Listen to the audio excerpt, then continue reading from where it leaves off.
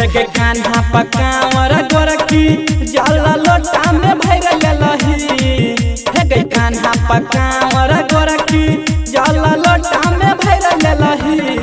जल ढार के लाथे तू लही दिल हमर चोरा लही जल ढार के लाथे तू लही दिल हमर चोरा लही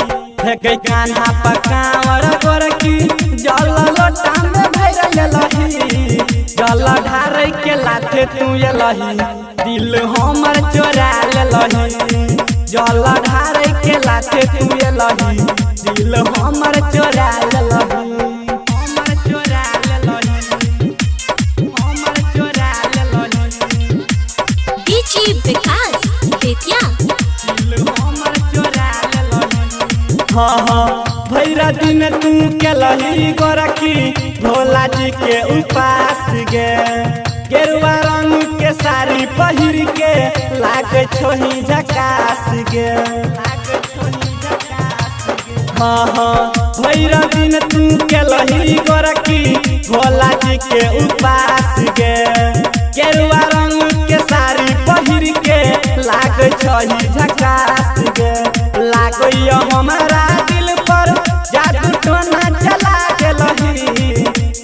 लागो हमारा दिल पर जादू टोना चला के लही जल ढार के लाथे तू लही दिल हमर चोरा लही जल ढार के लाथे तू लही दिल हमर चोरा लही हमर चोरा लही हमर चोरा लही डीजे विकास बेतिया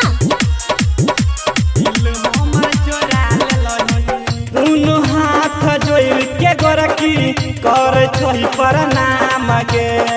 कौन काम से लही गोरखी कही देना नाम गे कही देना नाम गे हाँ हाँ दोनों हाथ जोड़ के गोरखी कर छोही प्रणाम गे कौन काम से लही गोरखी कही देना नाम गे विकास बादल कहो कुसमुलिया कटी के लही विकास बादल कहो कुसमुलिया कटी के लही जल ढार के लाथे तू लही